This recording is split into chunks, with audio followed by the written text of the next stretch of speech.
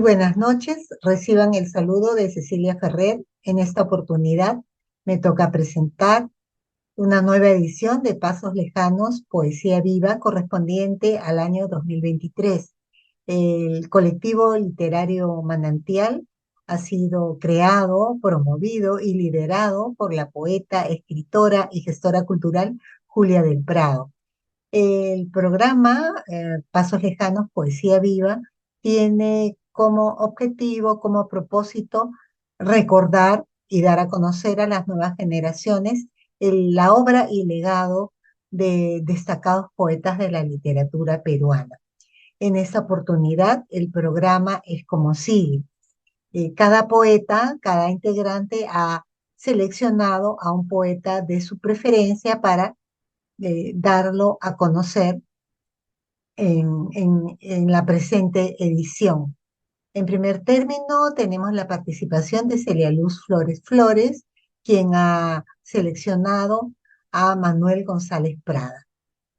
A continuación, vamos a escuchar a Cecilia Medina, quien ha seleccionado a Alcides Espelucín. Por su parte, Julia del Prado presentará al poeta Cesario Martínez. Judith Amaranta Huiza presentará a Guamán Poma de Ayala. Eiluz Castiglioni hará lo propio con Manuel Nicolás Corpancho. Llegamos a la mitad del programa y vamos a apreciar un intermedio musical. Luego del mismo, continuaremos con Ana San, quien presentará a Julián Petrovich. Cecilia del Sol, por su parte, ha seleccionado al poeta Serafín del Mar. Katy Rengifo presentará a Jorge Vaca Corso y María Luz Medina al poeta Enrique Peña Barrenechea. Cerrando esta nueva edición de Pasos Lejanos, Poesía Viva, tendremos la participación de Celia Luz Flores Flores, quien declamará dos poesías de Manuel González Prado: Amar y Querer y La Sombra del Huáscar. Sin más que decir, los invito a disfrutar de esta hermosa velada literaria. Muchas gracias.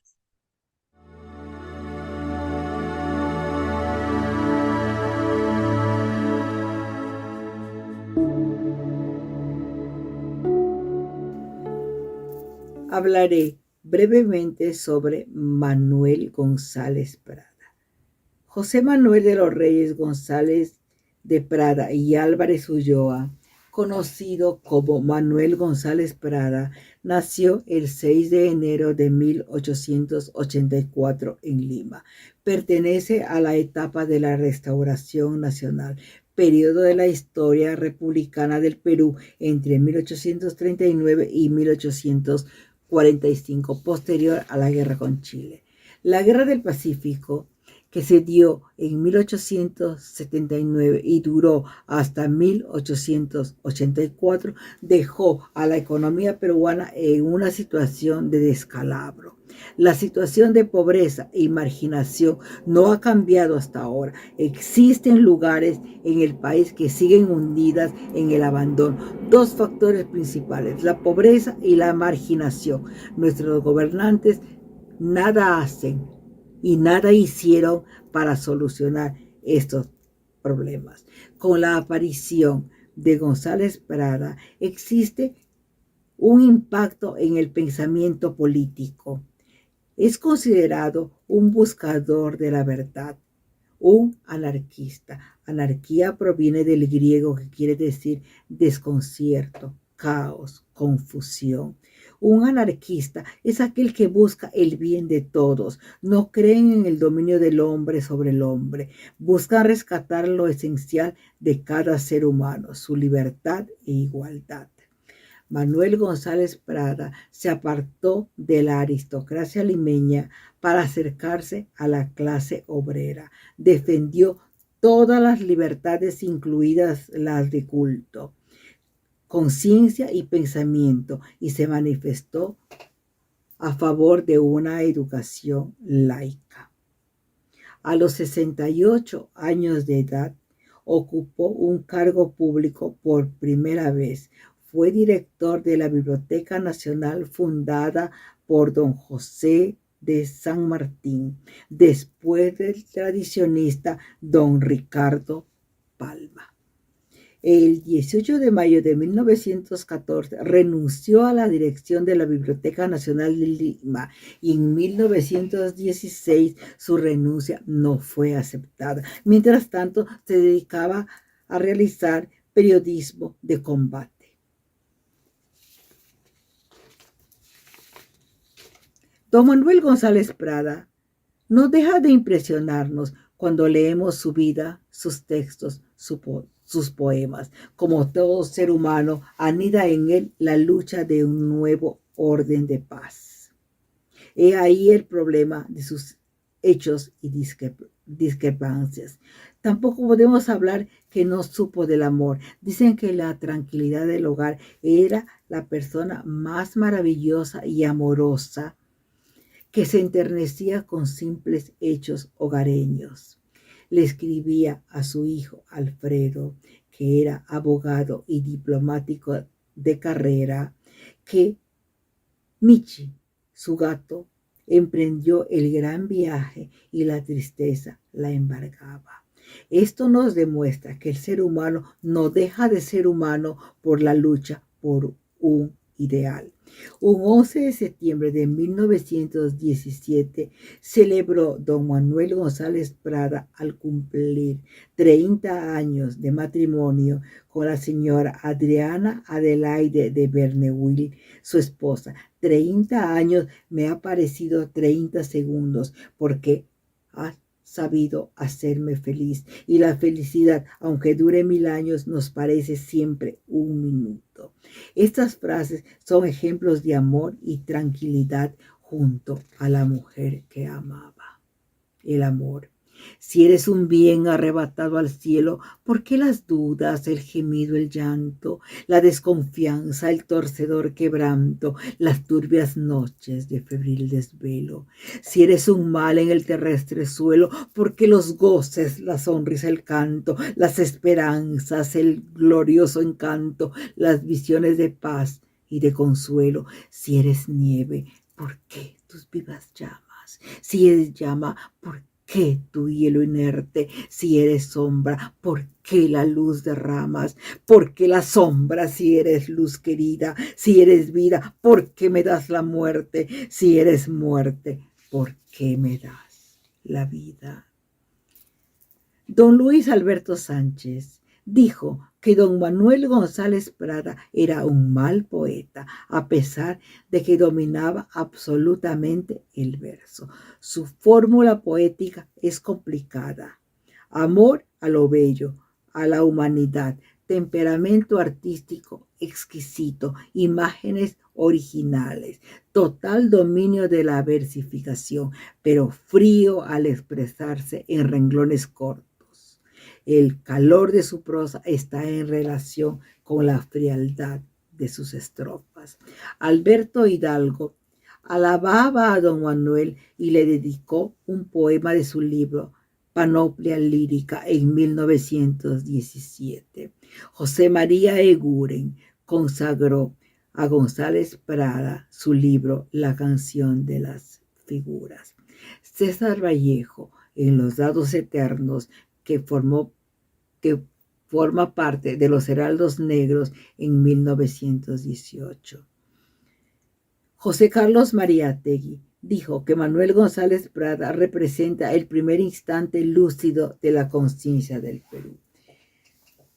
Don Manuel González Prada, poeta, prosista, ensayista, siempre tuvo una política contestataria con respecto a la política y a la literatura. Durante la guerra con Chile, defendió la capital de la invasión chilena, participó en las batallas de San Juan y Miraflores. Su estadía en Europa a finales de 1891 por 7 años le dio la oportunidad de conocer a intelectuales de la época como Unamuno, Renan, Sola y otros. Y al volver en 1898 empezó a divulgar el anarquismo en el Perú. El Perú es un organismo enfermo donde se aplica el dedo, brota la pus. En el célebre discurso del Politeama, don Manuel González Prada fue lapidario con respecto a las viejas economías políticas del país. Llama a la juventud a cumplir el rol que tienen que cumplir porque ellos son los llamados. Señores, los que pisan el umbral de la vida se juntan hoy para dar una lección a los que se acercan a las puertas del sepulcro. La fiesta que hoy presenciamos tiene mucho de patriotismo y algo de ironía. El niño quiere rescatar con el oro lo que el hombre no supo defender con el hierro. Los viejos deben temblar ante los niños porque la generación que se levanta es siempre acusadora y juez de la generación que se desciende. Para González Prada, la situación de nuestro país era la consecuencia de una larga historia que venía desde el propio carácter de la dominación hispánica de nuestro país. Obras. Páginas libres, 1894. Horas de lucha, 1908. Poemas. Minúsculas, 1901. Presbiterianas, 1909. Exóticas, 1911. Póstumamente aparecieron Trozos de vida, 1933. Baladas peruanas, 1935. Grafitos, 1937. Adoración, 1946. Murió don Manuel González Prada el 22 de julio de 1918 en Lima a la edad de 74 años de un síncope cardíaco. Su sepultura se encuentra en el cementerio Presbítero Maestro.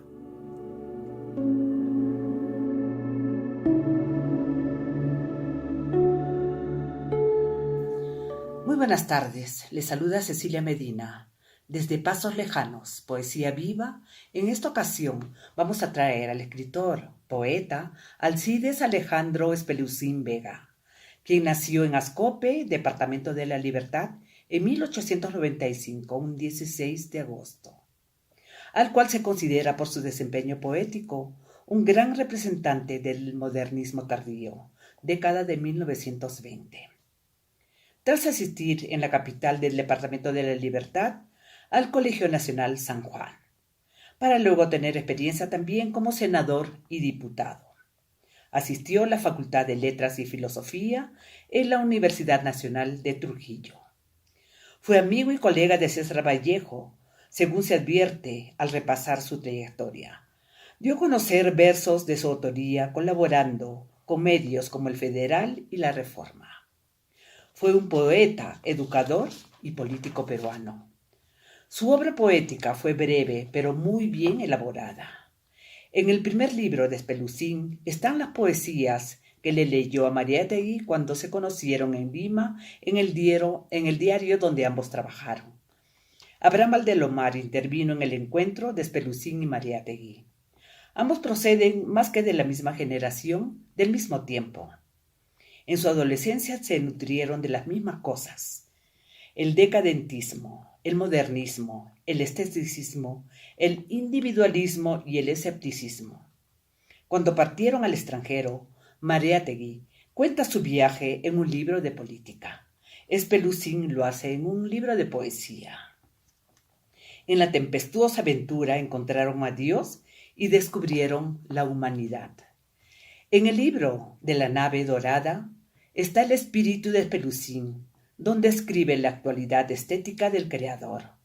Libro de la adolescencia y el espíritu más espigado, el corazón más religioso y más abierto al mundo. Mariátegui marca esto para que Pelusín se dé cuenta que cuando escribe este libro es casi un niño. La poesía de Pelusín tiene ecos melodiosos de la música rubendariana. Se nota también en la posterioridad de las adquisiciones hechas por la lírica hispanoamericana en la obra de Herrera y Reisig. Pelusín tiene del decadentismo la expresión, pero no el espíritu ha absorbido muchos de los venenos de su época, pero su alma se ha conservado pura y sana. Pelusín se asemeja a Vallejo en la piedad humana. Su alma se caracteriza por un cristianismo espontáneo y sustancial. Esta claridad, esta inocencia, la responsabilidad de su poesía de juventud, ha sido incluido en el libro de La Nave Dorada, y es tal vez la raíz de su socialismo, que es un acto de amor más que de protesta. De 20 años se marchó a La Habana y luego vivió en Nueva York, donde trabajó rudamente, paseando su abundante y crespa melena renegrida, su enceguecido aire de búho, sus grandes anteojos sabios, su aire de ábate, su incipiente grosor, su voz tácita. Era una especie de nictálope, que sin embargo miraba viendo al sol. A su regreso a Perú, fundó con su amigo escritor Antenor Orrego el diario El Norte, colaborando en las publicaciones Balnearios y La Prensa. Fue entonces que decidió editar su poemario, El libro de la Nave Dorada, con sus poesías modernistas de la década anterior, que salieron a destiempo, pues la vanguardia literaria había triunfado en 1926. Sin embargo, era tanta la fuerza de su estro y tanta la sinfonía de sus poemas del mar, que se impuso a pesar de su tónica obsoleta por la hermosura de las descripciones y la abundancia de imágenes que también caracterizaba a los nuevos movimientos. Una de sus poesías dice: «Oh rada inquieta y escondida, refugio de serenidad, ¿cómo alcanzar al fin mi vida, tu lecho azul de eternidad?» En 1931, y ya afiliado al Partido Aprista, fue miembro de la Asamblea Constituyente, pero al ocurrir la persecución de su partido, salió al destierro a Colombia. Posteriormente regresó a su patria, donde nuevas prisiones lo aguardaban. Impenitente huésped de la prisión, era en la cárcel un varón sobrio y sufrido, con rasgos de santo. Nauta del verso y del cielo, se perdió en olor de exilio. De esta época, en una de sus mejores poesías, que dice: «Puertos de Dios, tirados como caracoles sobre la arena parda, por aquí, por allá, amados de los vientos, amados de los soles, y de lo que se viene y de lo que se va». En esta poesía, la playa aparece embellecida por diferentes elementos que la confirman, como el viento y el sol. El sol es la fatiga y el viento la amenaza. El mar tiene el privilegio de los crepúsculos, y el juego de sus cristales realiza la divina confusión de cielo y agua, para lograr la maravilla de una visión final del paisaje, con el sol y el viento, sus eternos cortejantes. En su poema El sol, Pelusín dice: «En un gesto de sangre se despide el crepúsculo, las velas cobran una laxitud indolente, es éxtasis la espira, es paz de ensueño el músculo, y ante un despertamiento planetario de nardos, bramando lilas tristes, por la ruta de oriente se van los vesperales, divinos leopardos». En el año 1945 fue electo senador, pero poco tiempo después un nuevo destierro político lo sacó del país con destino a Bahía Blanca en Argentina, donde dictó cátedra en esa misma universidad y ocupó su vicerrectoría. De esa época son sus poesías de viajes, porque siempre anduvo en pos de un sueño remoto, cuya huella descubre acaso el piélago marino. En El Salmo de los Puertos escribió: desde esta roca brava que atalaya la orilla del mar, quiero dar mi canción, quiero darla al oído de los lejanos puertos, que apuntara a la quilla de mi embarcación una tarde dorada, oxidada, amarilla, en que ardía la pipa de la evocación. Puertos que vi de cerca, puertos que vi de lejos en el suave regazo de cualquier litoral, con sus marinos viejos y su alcohol y tabaco y su yodo y su sal. Acento insólito en la poesía latinoamericana de hasta entonces, con términos antipoéticos y evocaciones vestidas de ensueño y suave nostalgia de puertos. Canto natural ingénito y hermosísimo el de Alcides Espelucín. Modernismo de transición, pero modernismo al fin, aunque se escribiera por los años 40 al 50. En La barca rosa agregó: era la ignota barca soñada o presentida, la taumaturga barca que nos arma el amor y llega a nuestras playas una vez en la vida con sus vinos celestes y su vago temblor. Espelucín, el poeta de los exilios y prisiones, pero sobre todo poeta del mar, falleció en Bahía Blanca, lejos de su patria, en 1976, a los 79 años, y su cuerpo reposa al pie de un acantilado, protegido por una roca brava como la que él cantó. Su aporte a las letras sudamericanas, modernismo tardío y de mar, sirvió de ejemplo lírico a las nuevas generaciones por bello y evocador. Muchísimas gracias.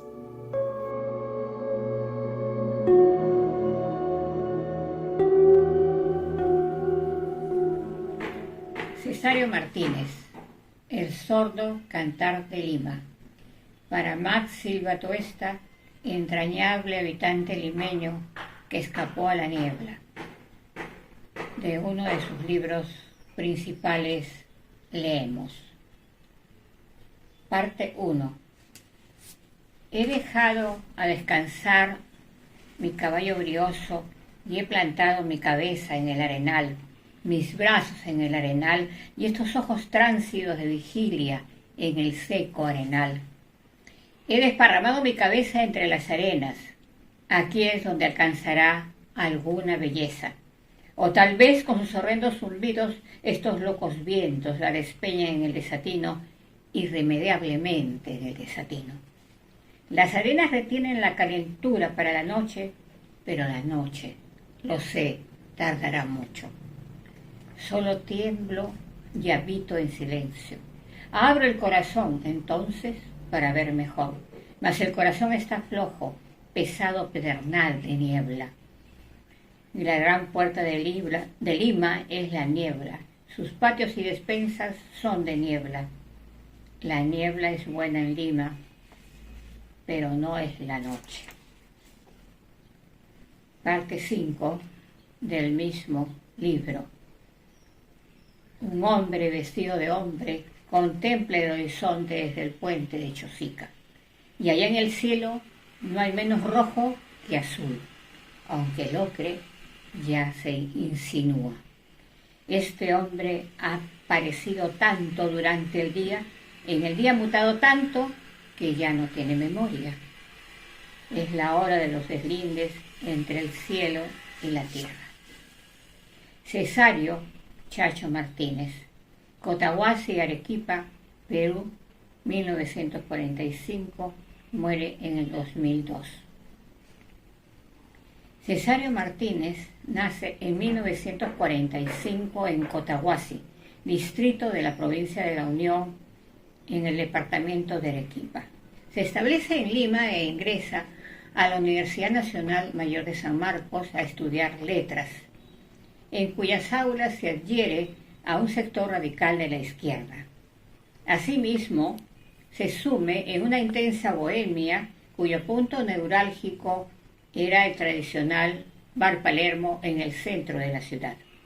En este lugar hace amistad con otro gran poeta provinciano llamado Juan Ojeda, fallecido tempranamente, y por supuesto con Gregorio Martínez, que no era su pariente, pero se volvió su gran amigo, Gregorio Martínez, aquel del Canto de Sirena, y con Miguel Gutiérrez, notable narrador peruano.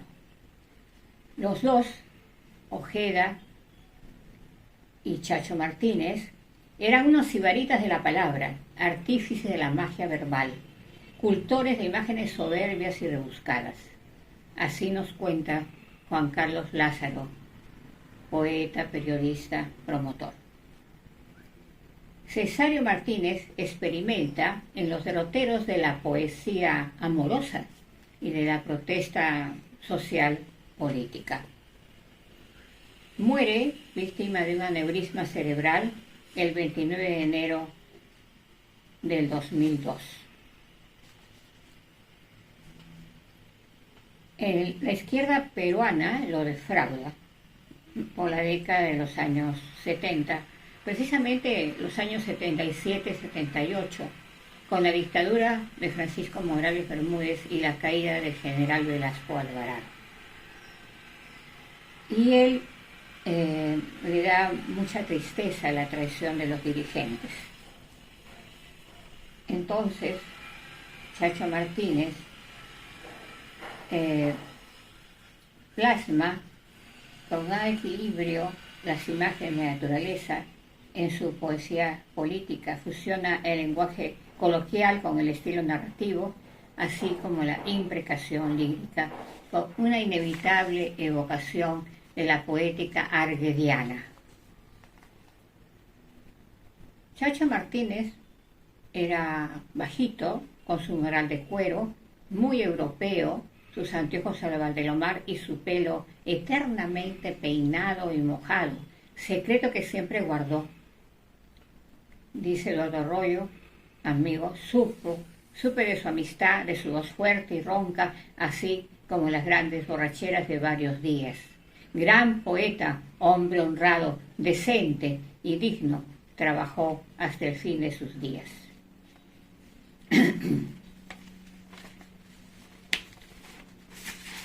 Dice él, mi partido son esos infinitos rostros regados entre el bullicio de las calles, preñando las puertas malditas de la miseria. En vida publica los libros 5 razones puras para comprometerse con la huelga 1978, donde mancó el árbol de la espada y arcoíris, bando para que la dirigencia se alinee con las masas 1980, celebración de Sara Botticelli 1983 y el Soto Cantar de Lima, escrito en 1972 y publicado póstumamente en el 2008. En el 2008 se publica Sol de Ciegos. Le dedica un poema a José María Arguedas y se titula Entre el Guamani y la carretilla.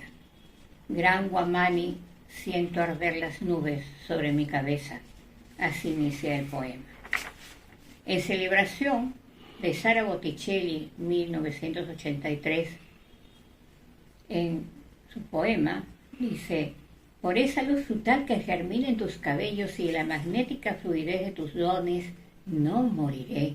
Agazapado en la claridad, escondido como un francotirador, aguardaré tus apariciones de gacela. Ascenderé con el salto del tigre y entraré en la historia de tu larguísimo cuello. Y no cantaré al estado, ni a las filas de la soledad, no al cielo endurecido por usura, sino a este cielo atigrado por tu sexo y a las líquidas hojas de cedro que lo cubren. Poesía erótica, amorosa, de alto pulso. En sus versos dice: la vida es la única realidad azul que nos cautiva y la tierra es hermosa, blanca cuando la vida canta en su aire puro. Todos los peces rojos y las mariposas nítidas hemos nacido para brillar bajo este cielo. En la tercera razón de este libro, que se titula 5 razones para comprometerse con la huelga, pues dice: y en todas partes, amado Perú, los chiquitines rascan el cielo con la mirada seca y en el hoyo de sus pechos empolla la miseria. No queremos discursos, señores del poder, queremos evitar el suicidio de nuestros hijos. Nuestro país está hecho trizas, sus mejores habitantes enloquecen de impotencia, mirando que la destrucción construye su morada entre nosotros. Nuestro país no es un cuerpo sano, sino una larga llaga que arde a las estrellas.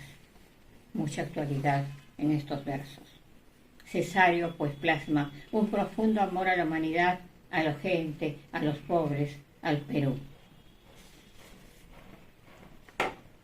Su esposa, Gloria Cáceres, poeta, amiga, escribe en el año 2022 una cariñosa, amorosa crónica para él, titulada Cesario Martínez de la Rosa, el poeta y el tirano.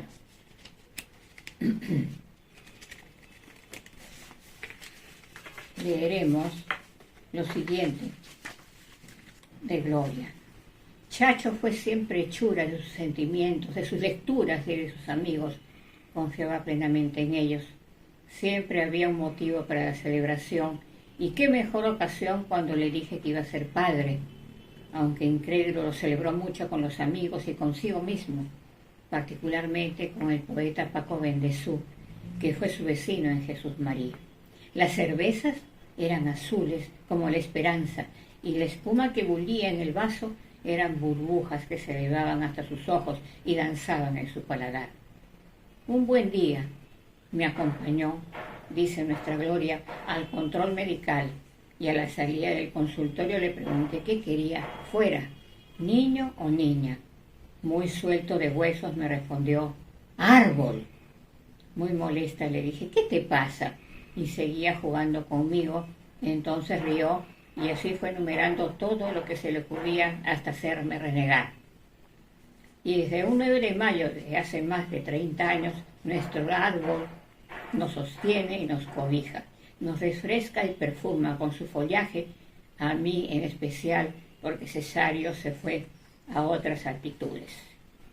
Manuel Agustín, el hijo, Magú, disfrutaba mucho bañándose en el río Maldito, que así lo llamaba el río de Santa Eulalia, porque Paco Bendezú le acuñó la palabra en sus recuerdos al leerle un cuento sobre el río Maldito. Y Cesario lo celebraba, puesto que juntos disfrutaban de ese ambiente natural bucólico, soleándose como lagartijas encima de las piedras grandes que había en el cauce del río Maldito. Y al final de la jornada campestre, después de tantos chepoteos, regresábamos entonando las canciones que ellos en su momento creaban. Cuántos recuerdos se agolpan en mi memoria, pero en esta ocasión solo quiero recordar a Cesario padre, a Cesario amigo, confidente y consejero de su hijo. Continúa. La partida de Chacho hace más de 20 años fue doloroso para nosotros, especialmente para Manuel Agustín, quien sintió la ausencia del padre, del amigo de aventuras, del confidente. Quisiera terminar esta pequeña crónica con unos versos de su obra póstuma A Sol de Ciegos. Sobre los ruidos humanos, Señor, el río ha levantado su voz, pero el hombre está allí, perplejo y maravillado. La escena del horizonte lo tiene embrujado, aunque al parecer es el crepúsculo quien gime, como una fiera sorprendida en su acto sagrado, gime. Que esta visión sea, por hoy, su recompensa. Y la presencia de la obra poética de Cesario Martínez será y estará como una fiera sorprendida que gime, que en esta sociedad tan desigual y que su visión será su recompensa. Gracias, Glorias, gracias, amigos, Gracias, Colectivo Literario Manantial, para Poesía Viva, Pasos Lejanos. Buenas tardes.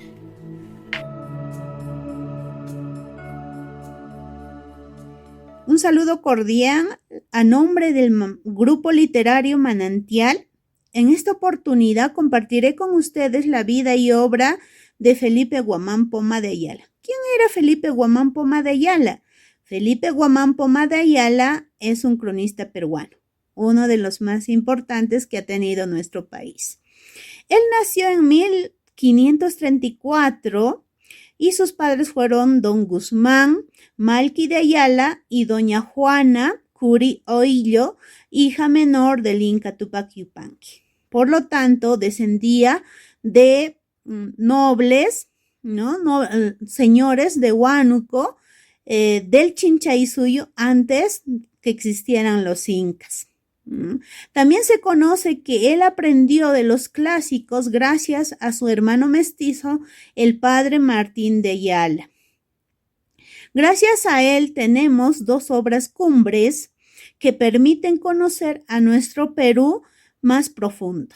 Uno de ellos lleva por título La Nueva Crónica, que es un compendio de la historia preinca del Perú, y su continuación, El Buen Gobierno, en el cual plasma las vicisitudes que vivían y que sufrían los indios de entonces, ¿no?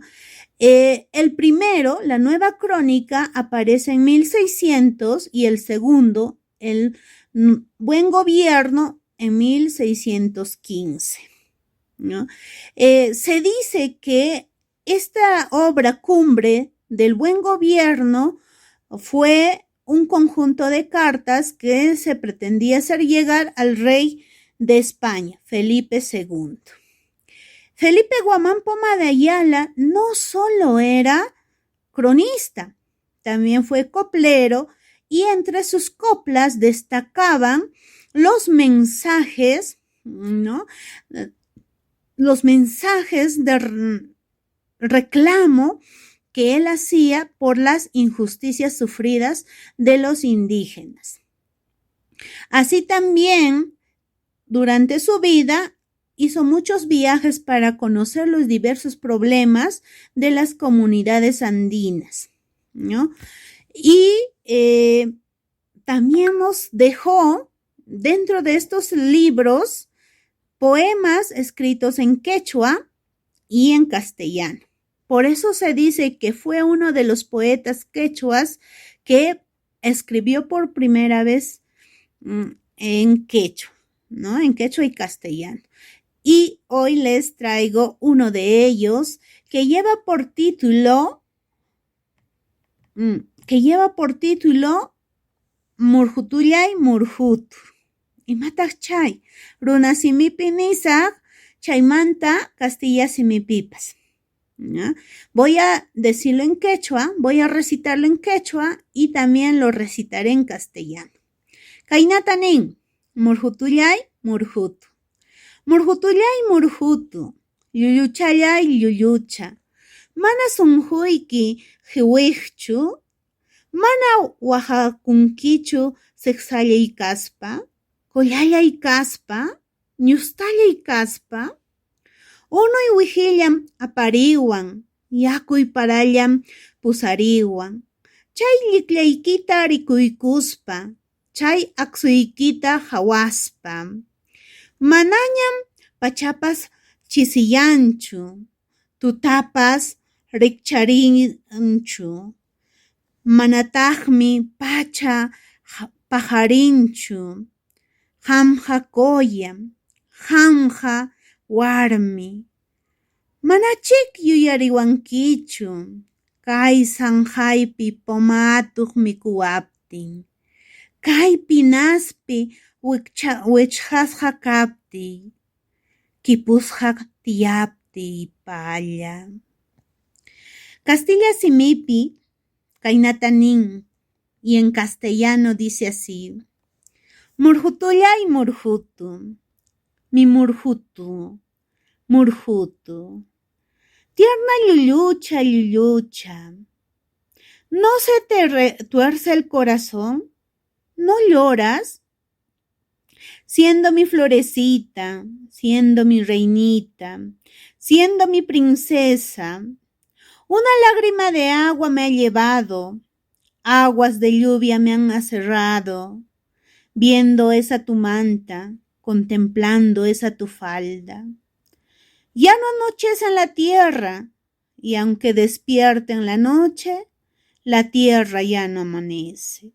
Tú, reina, tú, señora, ¿no me vas a recordar en esta cárcel mientras me come el león y el zorro?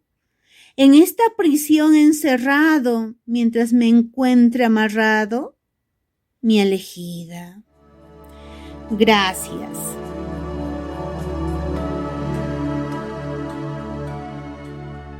Hola, soy Elis Castigliani Palacios de Huánuco, Perú, integrante del colectivo literario Manantial. En esta ocasión vamos a hablar de nuestros escritores y poetas que nos dejaron. El 5 de diciembre de 1830 llegó al mundo en Lima el escritor y diplomático Manuel Nicolás Corpancho Alarcón. Este descendiente de la pareja conformada por María Alarcón y el médico Carlos Corpancho hizo estudios de medicina para cumplir el deseo de su progenitor, pero poco después interrumpió su formación para dedicarse en exclusiva a la creación literaria, su verdadera pasión. En 1847, el Ateneo Americano publicó en una de sus páginas Oda a América, la primera obra poética de Corpancho. Meses más tarde, junto a otros amantes del mundo de las letras, el autor fundó un periódico que se conoció con el nombre de El Semanario de Lima. Pero fue recién a comienzos de 1851 cuando su figura adquirió una mayor trascendencia, gracias al éxito cosechado con el estreno teatral de El Poeta Cruzado.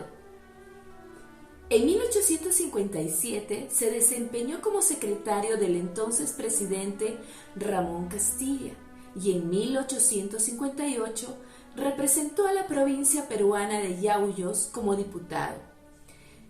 Con los años, Corpancho sería además cónsul general en México.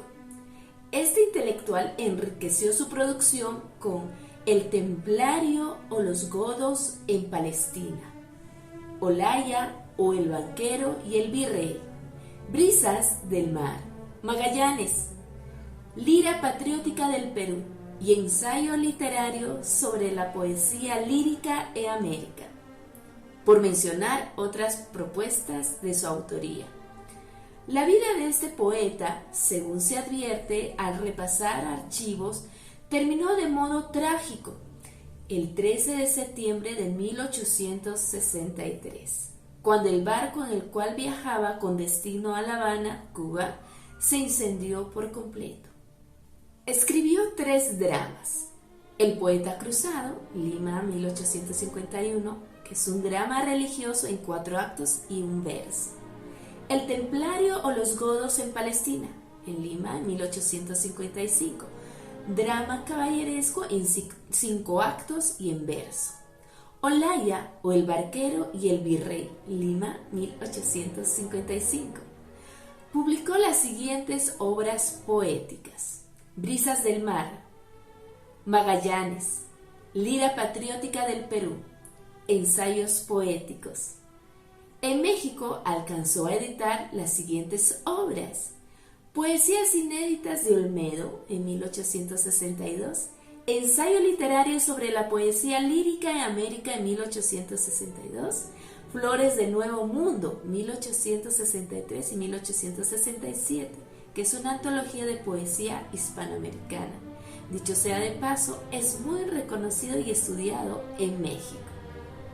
A continuación voy a leer una de sus poesías. La verdad que me encantó, me gustó mucho, me puso la piel de gallina. Ha de ser porque con una de sus palabras me identifico mucho como escritora. El título es La hamaca del jardín. Ya que su frente serena la blanca luna ha mostrado, ven a dormirte a mi lado en la hamaca del jardín. Aquí, al compás de las auras que van meciendo las flores, se sueñan dulces amores, mi dulce serafín. Es grato entre la arboleda que besan los arroyuelos, mirar tus dulces ojuelos bañados de compasión. Y al mecido de la hamaca ver flotando tus cabellos y estampar en todos ellos el beso de la pasión. Las buenas tardes se ha abierto, cayendo el sol a occidente. Hermosa, tu alma inocente, abre así a mi puro amor. Y entonces verás cuán grato bajo la espesa enramada es gozar enamorada del perfume de la flor.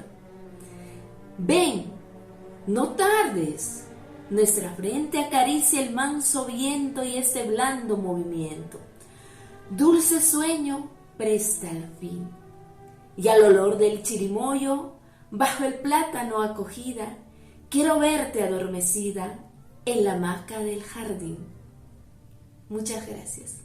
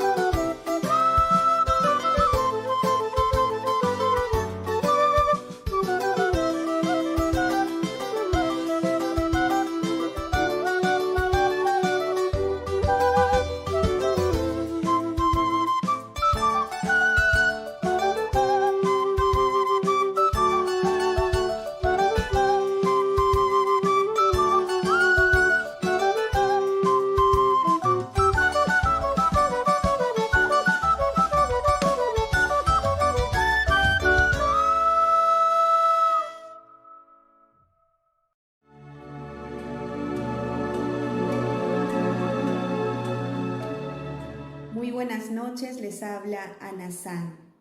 Quiero saludar afectuosamente a la escritora Julia del Prado, quien conduce el colectivo literario aquí en Lima, Perú. Un saludo extensivo para todas las amigas escritoras que conformamos el grupo Manantial. En esta noche les hablaré un poco de Julián Petrovic. Es hermano de Serafín del Mar y su nombre verdadero es Óscar Bolaños Díaz. Su lugar de nacimiento se afirma como ocurrido en Huancayo.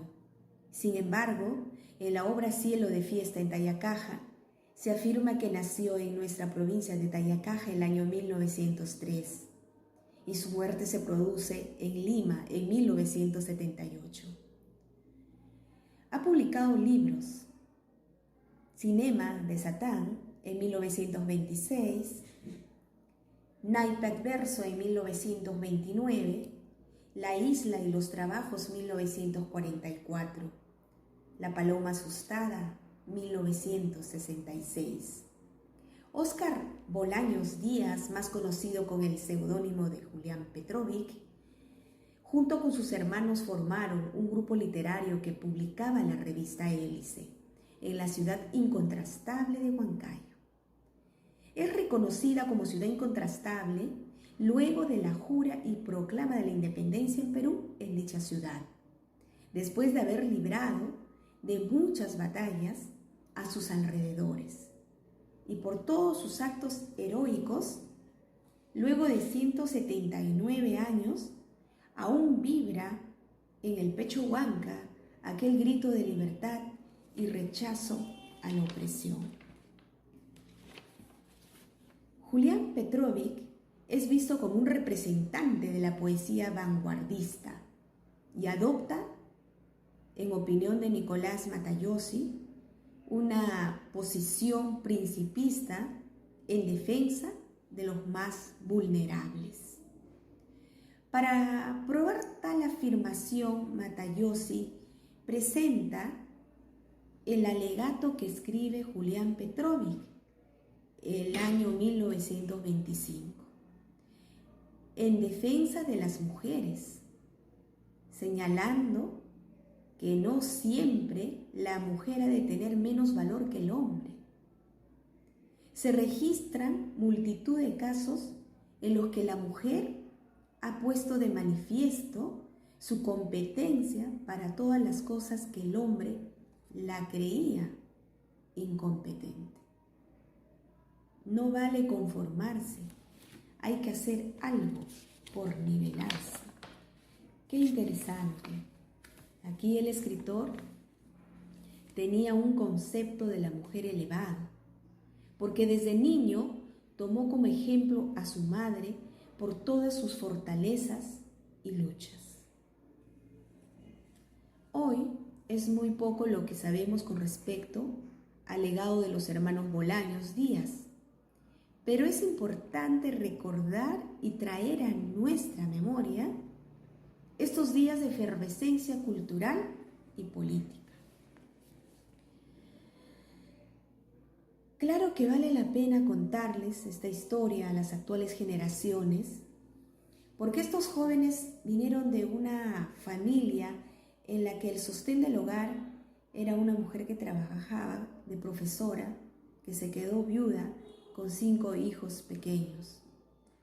Por lo que el logro es doblemente grande. El esfuerzo de los hermanos Bolaños Díaz es el de cientos de jóvenes que fueron autodidactas y que lucharon por sus ideales en una época convulsionada, por un Perú con mejores y mayores oportunidades para todos. Nos deja mensaje de vida como todo huancaíno, que es la de un pueblo de indios que fue creciendo vertiginosamente por su laboriosidad, valentía, heroísmo, y que hoy en la actualidad muchos jóvenes han logrado alcanzar el pináculo del éxito y se encuentran en todos los continentes del mundo. Cuánta de esa realidad se repite hoy en nuestro país, cuánta falta hace que sigamos hoy trabajando por un presente y un futuro realmente sostenible para nuestros hermanos en todo el Perú. cuánto coraje debemos tener para enfrentar lo que creemos injusto y ser capaces de anteponer el Perú a nuestros intereses personales. Julián Petrovich escribió La leyenda del poncho, que dice así: en la sierra, a los 12 años, es la edad del viaje por las altas montañas, por las dilatadas llanuras, por las mesetas heladas, cabalgando en nervioso y ágil caballito. Es la edad en que los ojos empiezan a llenarse de paisajes y el labio superior de un finísimo pelillo, ya que quisiéramos que fuera tan negro como el carbón. Las madres serranas, cuando el hijo llega a los 12 años, deben hacerle el presente de un poncho hermosamente listado, pues el listado constituye el orgullo del nuevo señor de las punas. Y digo bien de las punas porque si en la sierra hay algo digno de que enseñorearse, es la puna. Cima de la montaña ruda, desolada y fría, un muchacho en la puna se siente sobre el mundo y también siente que el único límite que tiene que es el cielo límpido, de un azul tan grato que parece que tocara el alma misma. Decía Julián, cuando mi madre, dice, ¿no?, tejía mi poncho viajero, era tan pobre que no tuvo para comprar anilinas. Pero como las madres conocen mejor que nadie los misterios de la creación, ella, mi madre, subió a la colina más próxima y subió cantando para que la oyera el silencio. Y allí, sobre el lomo de la colina, extendió mi poncho hasta el atardecer, hasta la hora en que el sol se desmaya en los ojos de los animales salvajes, señal de que pueden bajar a los arroyos para apagar su sed. Mi madre esperó que lloviera y no llovió. Estaba a punto de enloquecer porque quería que su hijo tuviera el poncho más lindo del mundo. Y no llovía. Entonces, en su desesperación, lloró copiosamente sobre mi poncho. Y he aquí que de pronto, con los últimos rayos del sol, se enciende un arco iris en los bordes de mi poncho, en forma indeleble, porque ni las lágrimas pueden ya borrarlo. Cuando mi madre me entregó el poncho, estaba alegre como una niña y me dijo: nunca señales con el dedo al arco iris. En aquel instante no comprendí lo que me quería decir. Estaba tan ofuscado por los maravillosos colores de mi poncho que me entregué a sus brazos como un premio. Ella sí que sabía que era un premio. Ahora, después de que nuestro río ha seguido llevando sus aguas años tras años, incansablemente, sin perder en lo menor su majestuosa belleza, cuando veo un arco iris, no solo siento vivo el recuerdo de mi madre, sino que pienso que otra madre pobre está tejiendo un poncho viajero para su hijo de 12 años. Y recién penetro en el enigma de la advertencia de mi madre. Recién comprendo que lo que me quiso decir era que nunca turbara el misterio de la creación.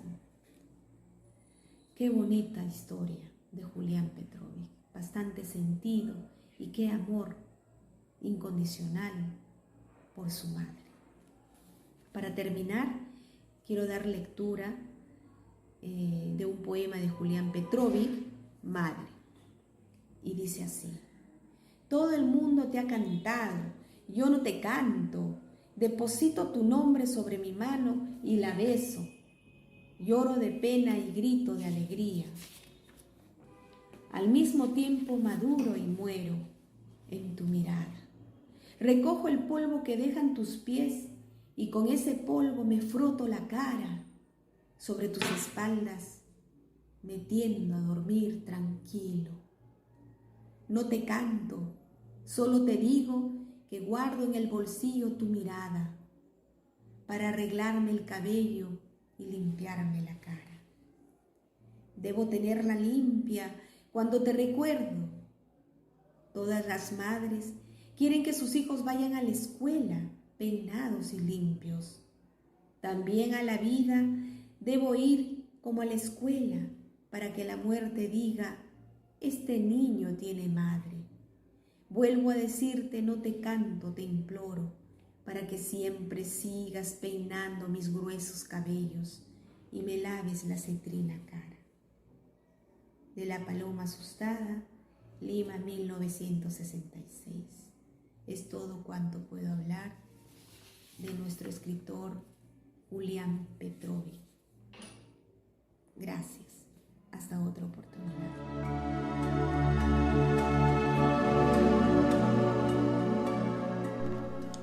Hola, ¿qué tal? Les saluda Cecilia del Sol desde Arequipa, Perú, y desde Colectivo Manantial en su edición de Pasos Lejanos.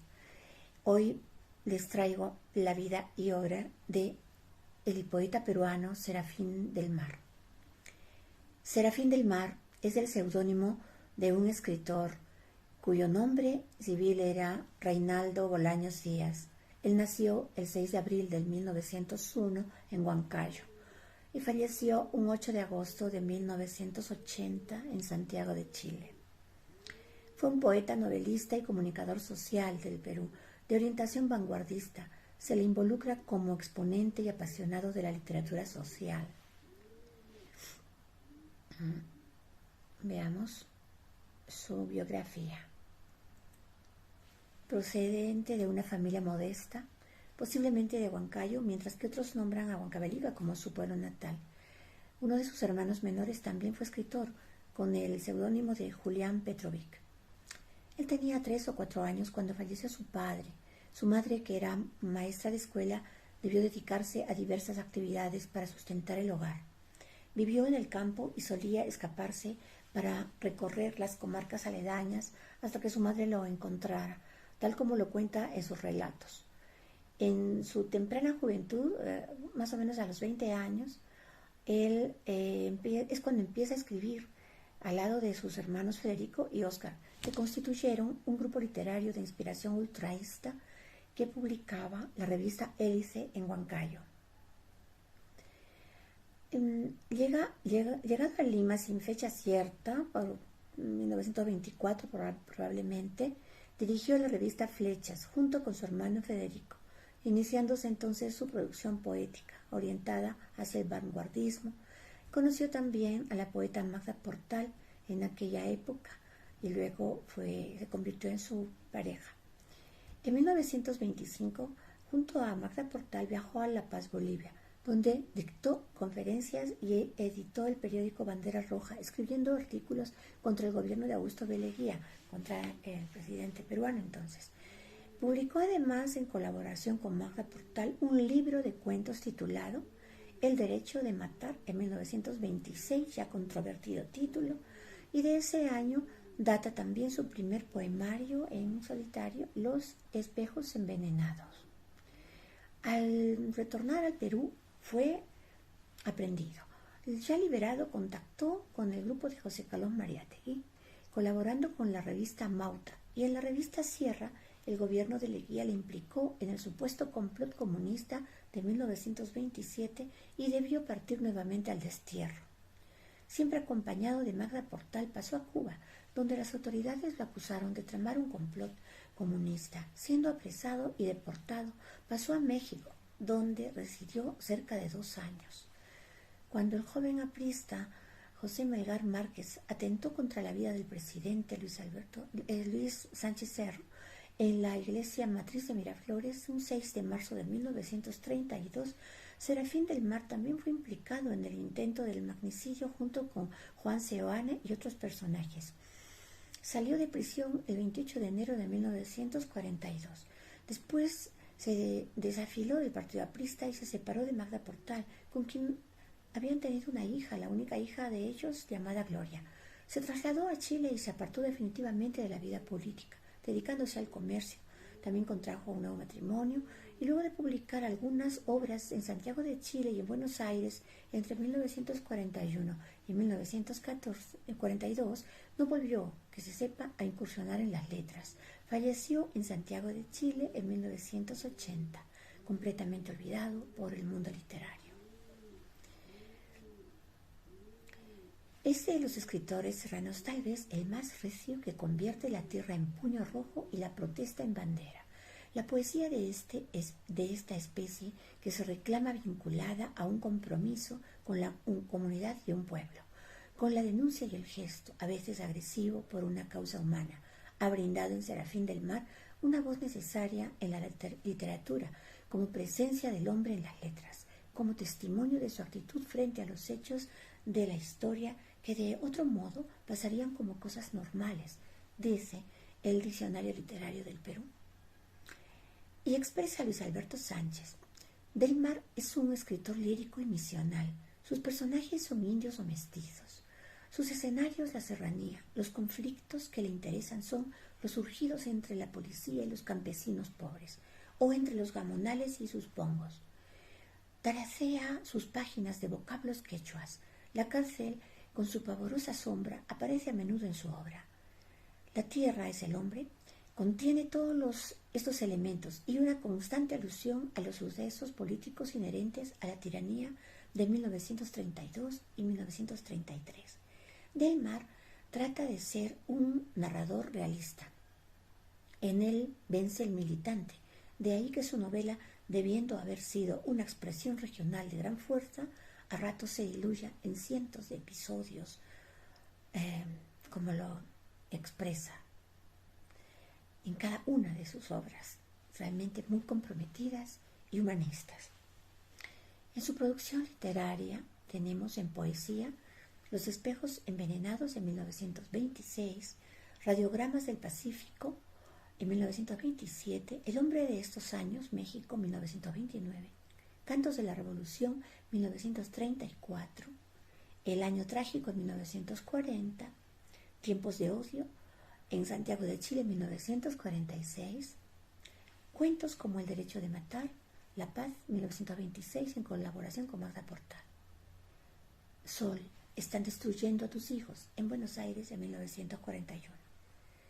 Y novelas como La tierra es el hombre, en Buenos Aires, en 1942, Los campesinos y otros condenados, en Santiago de Chile, en 1943. También escribió crónica, como Diario íntimo de un condenado, en 1940. Se trata de un poeta comprometido con su tiempo y que fue condenado al destierro en más de una ocasión. Estuvo también preso por un cargo que nunca se pudo realmente comprobar cuánto era su participación o no, pero cumplió 10 años de condena porque la cultura internacional americana, latinoamericana, influyó mucho en el gobierno entonces para que le sacaran de la prisión, y él se fue del país y se fue a Chile, ¿verdad? Donde vivió pues muchísimos años hasta fallecer en 1980. He elegido un poema para compartirles. El poema es Himno a la lluvia. Las calles se lavan la cara por asistir a una fiesta y por los vidrios resbalan las lágrimas de un llanto sin ojos. Pero los obreros dejan caer los tipos del aguacero que deletrean un poema en el zinc. Con el viento que trota en el cementerio devastado de mi corazón y la campana que tirita de frío en la ventana de una torre encogida en un rincón del paisaje, he abierto las puertas de par en par, las puertas de la tarde. Lluvia, cortina del cielo para la alfombra verde que nace en el campo. Lluvia, yo siempre te he hablado en los oídos sin tocar tus cuerdas, pero siempre me han vibrado hasta dolerme como una idea, y hoy día caes con una tristeza de hombre. ¿Será porque estás frente a mí? Los árboles abandonados, enfermos, se quejan del frío y el inútil piar de las aves, de cuando en vez rasgan el silencio improvisado. Lluvia, mensaje telegráfico de la noche, rayos, látigos del diablo para despertar las estrellas. La ciudad dormida en la neblina tiene un olor a café. Las ventanas nos insultan con lenguas de luz y las casas entumidas respiran por sus chimeneas. Sobre la espalda del viento me bebo el espejo de las aguas, donde se ve el paisaje colgado de mis ojos. Ha sido la vida y biografía de Serafín del Mar, que en Radiogramas del Pacífico 1927 fue incluido en la antología de la poesía latinoamericana de vanguardia, desde 1916 y 1935 por Ediciones Hiperión en Madrid.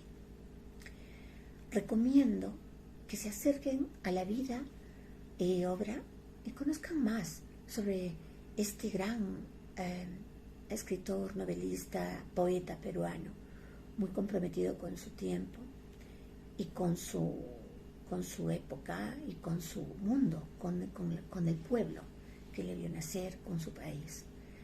Pues ha sido un placer estar otra vez con todos vosotros. Reciban un abrazo de Cecilia Arzón. Gracias.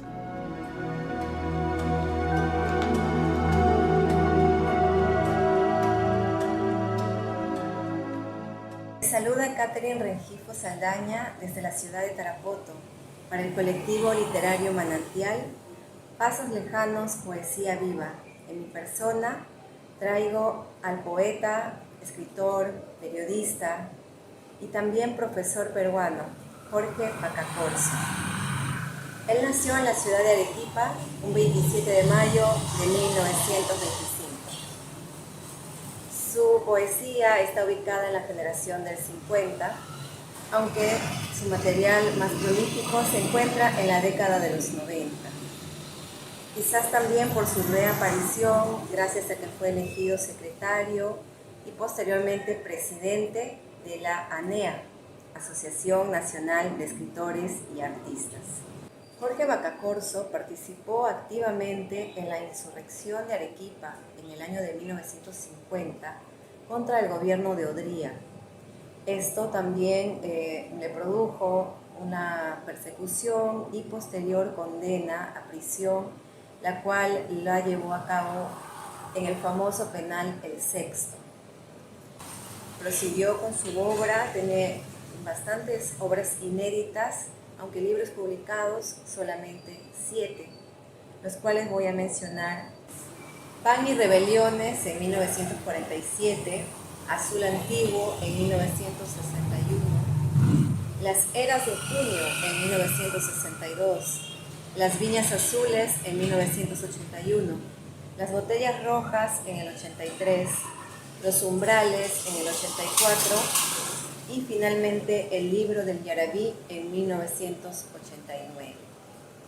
También aportó muchísimo a la docencia, como ya lo dije, y hacia nuestra cultura, dándonos también en sus obras un vocabulario que se usaba en la serranía del Perú.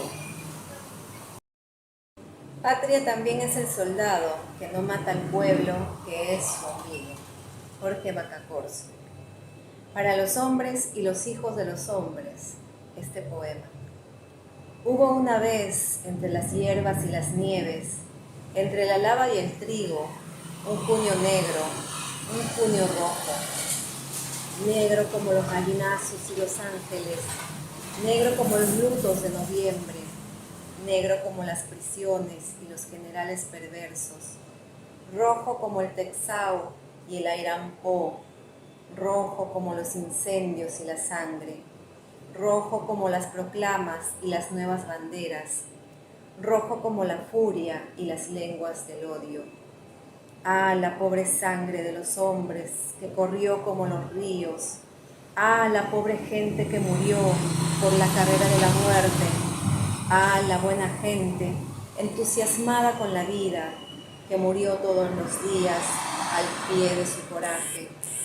Ah, la ciudad difunta que sin embargo se levanta como un mamut de piedra y redobla.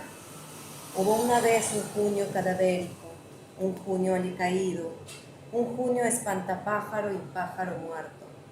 Y no obstante un duro pájaro de fuego que costó mucho matar. En junio hubo una vez patas de acero y cabezas con estiércol que vinieron a silenciar la voz de Dios que gritaba, reunida en el pueblo. Hubo una vez en junio en que para vivir el pueblo sacó ladrillos y sillares, árboles y espinas, piedras de las ciudades y las eras, cántaros de chicha y de fuego, cabelleras de capo, riñones de yareta, hicieron grandes fogones y hasta levantó otra vez la misma capa de la tierra. Hubo una vez un junio en que se llamó infierno y camposanto. Hoy hay un junio con relámpagos. Hoy hay un junio con historias. No ha concluido de llorar el negro y el rojo brota de vez en cuando. Hoy hay un junio impago. ¿Quién saldrá a cobrar? Vacacorso entregó en las eras de junio un épico canto al fragor de la resistencia contra los abusos, una fina lírica de corte singular, nacional y universal, y al mismo tiempo demostró que hacer poesía social, política o de clase no es perder un ápice de belleza. Y así lo demostró con el siguiente poema. ¿Sabes lo que es una era? Es un punto de partida y un final con nacimiento, es decir, un círculo de vida rodando con su muerte. ¿Sabes lo que es una era? Un lugar de piedra o limo duro, donde se trillan las mieses y donde suenan a himnos primitivos los festejos por el parir de la tierra. Una era es también el cántaro, donde fermenta el alma de la chicha que se la bebe el hombre entre sabores de lluvia y de maíz, para añadirle bravura a su valor y cólera a su lava. ¿Sabes lo que son las eras de junio? Unos pedazos de mundo entre el Chili y los montes, donde las gentes siempre viven y mueren para arriba, aunque las vayan matando o las entierren con vida.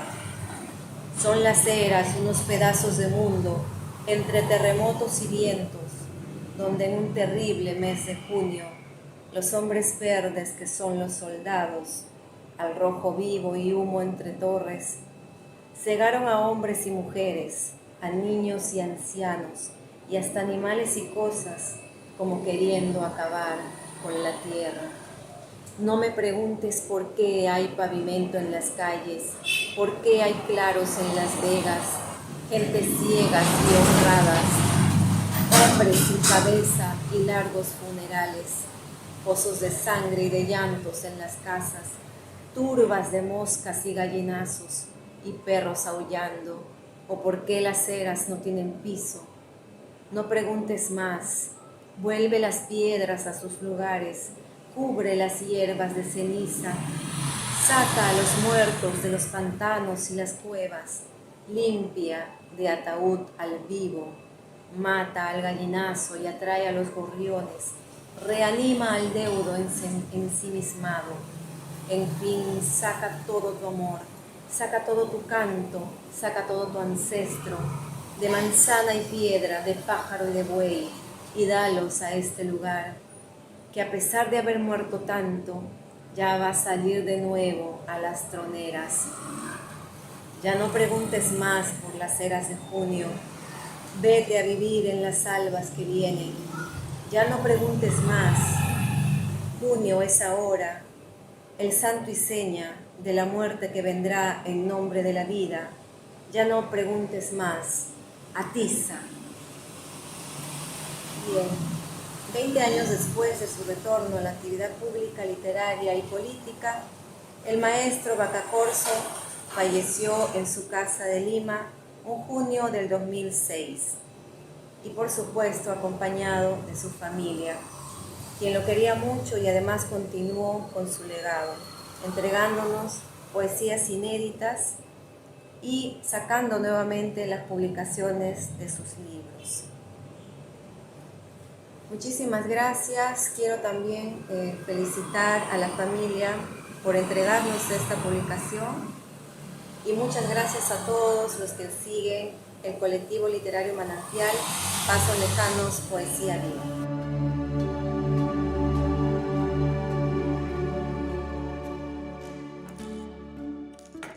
Hola amigas, amigos, buenas tardes.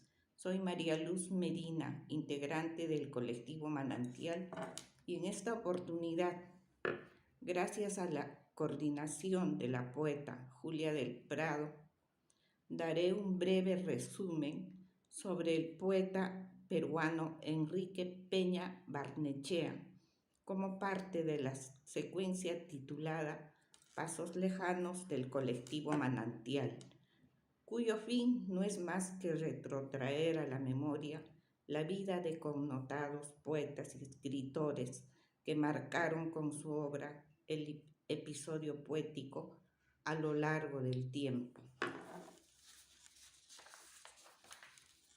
Enrique Peña Barnechea, poeta diplomático peruano de tendencia vanguardista, perteneció a la generación del 30, junto a Adolfo Westphalen, César Moro, Carlos Oquendo de Amat y Ricardo Peña Barrenechea, su hermano. Nació en la ciudad de Lima el 17 de diciembre de 1904. Apenas egresado del Colegio Sagrado Corazones Recoleta, ganó un concurso en los Juegos Florales convocados por la Federación de Estudiantes del Perú a mérito de su libro titulado El aroma en la sombra, 1929. Ingresó a la Facultad de Letras de la Universidad Mayor de San Marcos, donde el 2 de enero de 1937 se graduó de doctor. Se dedicó a la docencia en su alma mater, donde tuvo a su cargo la Cátedra de Autores Selectos de la Literatura Universal.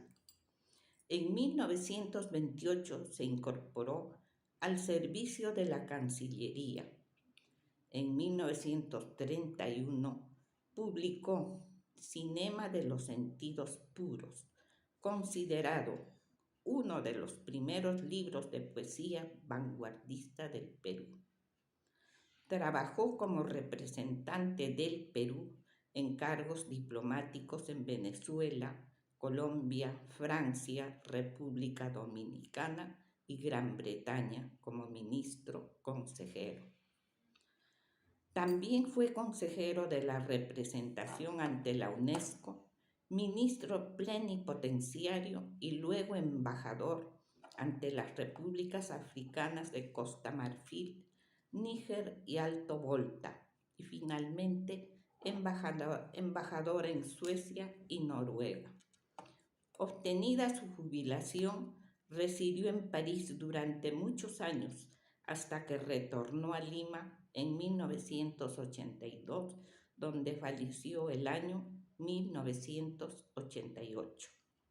Su obra literaria ha merecido el reconocimiento de renombrados escritores e intelectuales, como por ejemplo Luis Alberto Sánchez, quien manifestó: Peña es poético por excelencia, al parecer tímido, de una cortesía refinada, lector infatigable, asistente cotidiano a espectáculos de arte. Es de los que, como Eguren, quisiera eliminar del lenguaje toda palabra o giro que pudiera suscitar un sentido bajo o siquiera poco alto.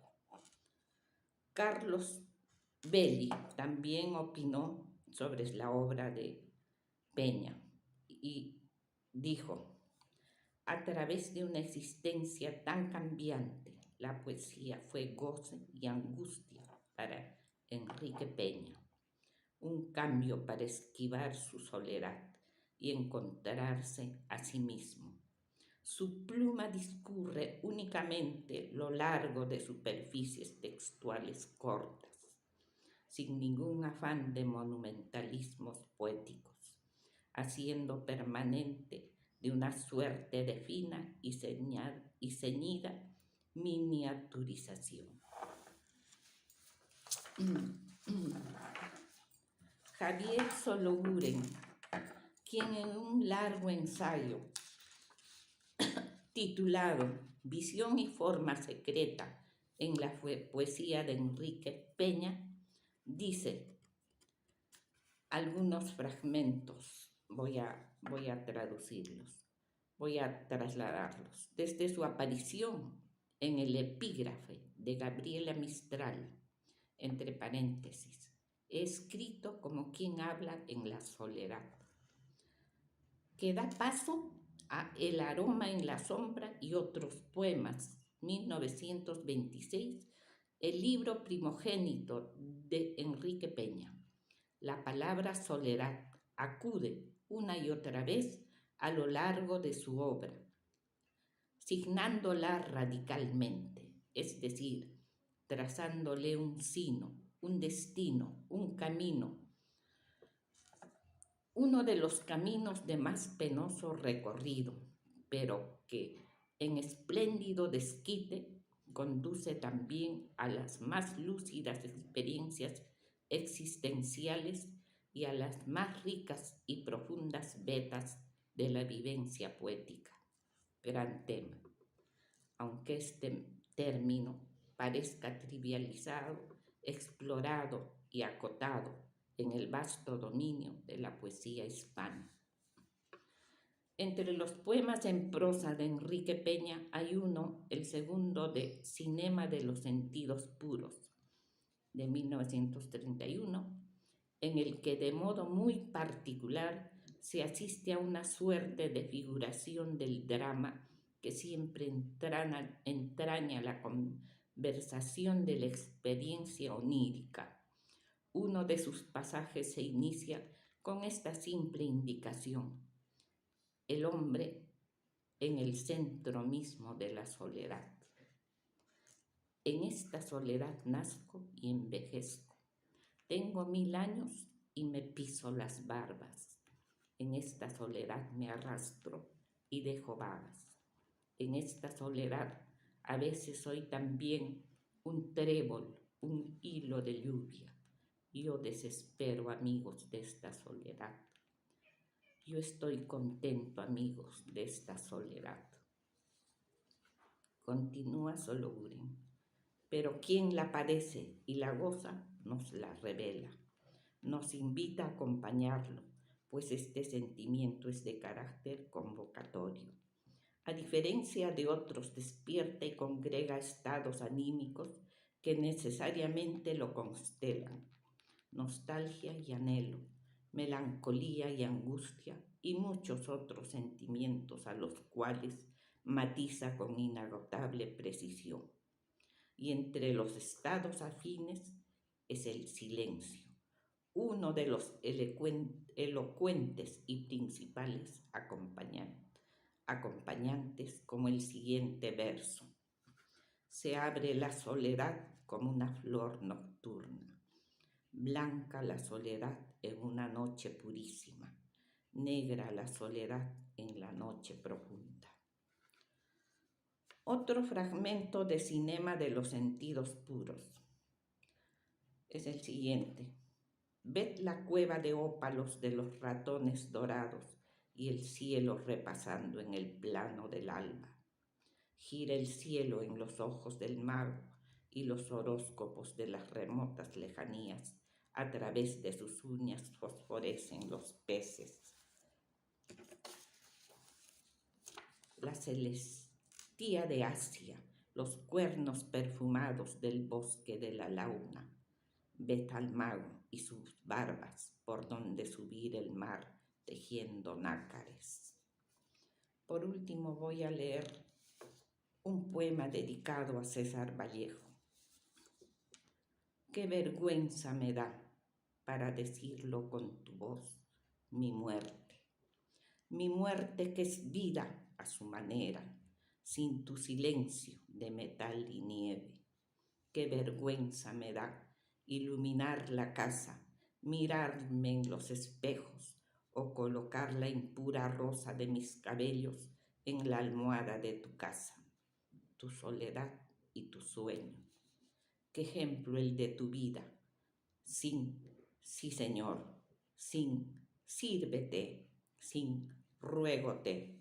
Qué tristeza me dan marroneros que tú adorabas aquí en París. Al que volvía siempre, golondrina se sangra sin alero. Hoy he visto a Georgette en esta tarde que me ha angustiado tu recuerdo.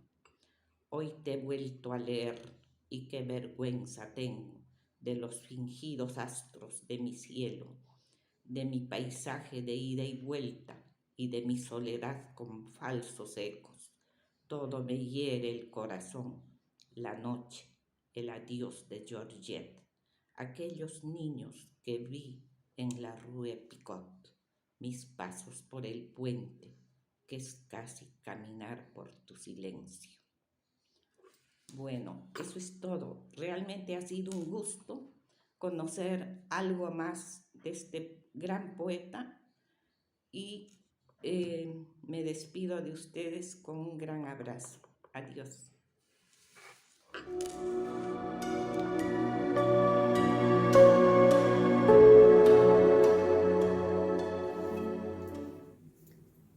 Poema de Manuel González Prada.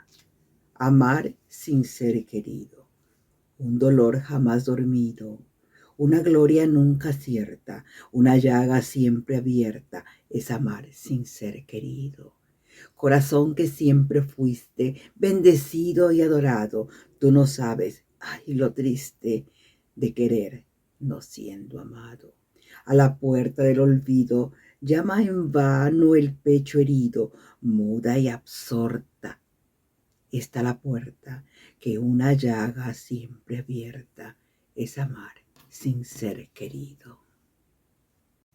Poema a la sombra del Huáscar.